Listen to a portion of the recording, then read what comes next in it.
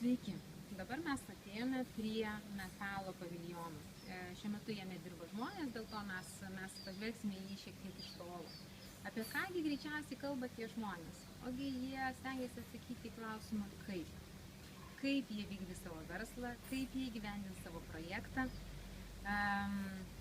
kaip jie ieškos klientų, kaip jie susidėlios įvairius procesus savo versle, kad jisai tvarkingai, kaip sakyti, judėtų į priekį. Čia mes ateiname pagalvoti ir dirbti su skaičiais, su rodikliais, su duomenimis.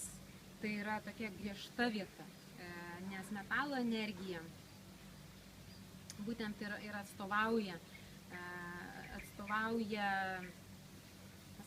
griežtumą, detalės ir tie žmonės, kurių profilyje dominuoja metalas, pamatysit, jie būtent tokie ir yra. Jie labai gerai sugeba dirbti su skaičiais, su sistemomis ir šiame paviljone ypatingai gerai jaučiasi.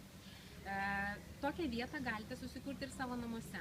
Kaip jau kalbėjome, pagalvokit, kurioje vietoje namie jums geriausiai sekasi dirbti su skaičiais, su duomenimis, su lentelėmis, su finansais.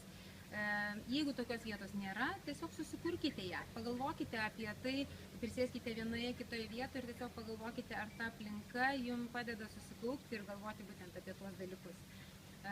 Taip pat rekomenduoju paskirti tam tikras savaitės dienas, kuomet jūs norite dirbti su konkrečiais klausimais. Tai leidžia labai aiškiai nusistatyti savo prioritetus, nesiblaškyti, susitelkus į vieną klausimą, daug geriau jį išspręsti. Rekomenduočiau pirmadienį rinktis vieną energiją, tai pavyzdžiui gali būti klausimas, ką aš darysiu.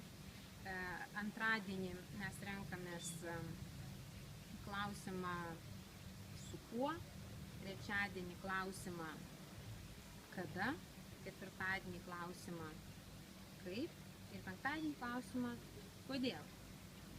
Nors šis klausimas yra, atrodytų jisai yra globalus ir dažnai nekintantis, bet vis dėlto prie jo verta nuolatos sugrįžti tam, kad žinotumėm, o kodėl mes visą tai darome. Kai pasidaro sunku, kai atrodo, kad kyla klausimas, kam viso to reikia, klausimas, kodėl mes visą tai pradėjom, visuomet leidžia grįžti į pradinę poziciją.